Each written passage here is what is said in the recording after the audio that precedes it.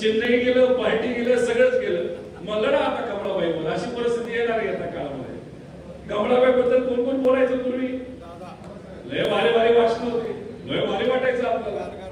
मला एक कळत नाही बाबा, एवढं तरी भूमिका कशी लोक बदलतात. पूर्वी काय ते आता कसं वाटतंय, काय वाटतं काय नाही. पूर्वी वेगळं बोलायचे, आज काहीतरी वेगळं बोलतात.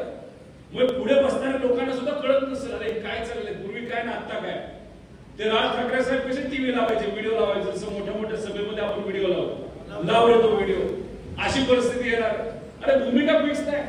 पूर्वी आदरणीय पवार साहेब हे मोठे नेते आणि आज काय तर मोदी साहेब पूर्वी मोठे नेते. पूर्वी मोदी साहेबांच्या विरोधात तुम्ही बोलला आणि आज आदरणीय पवार साहेबांनी ज्यांनी तुम्हाला उभं केलं त्यांच्या विरोधात तुम्ही बोलताय, म्हणताय मोदी साहेब मोठे. मग काय गल्लत झाली काय मला कळेना. म्हणजे एवढी भूमिका पटकेने बदलत असेल तर जग लय फास्ट बदलायला लागले हो.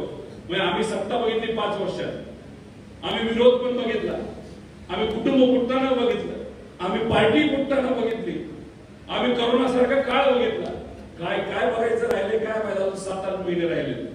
पण एक तुम्हाला सांगतो आणि खरं सांगतो की 2024 ला एक तर आपले सगळ्यात जास्त खासदार निवडून येतील, पण 2024 ला आपल्या या महाराष्ट्रामध्ये इथं असणारी स्वाभिमानी जनता भाजपला बाहेर ठेवणार.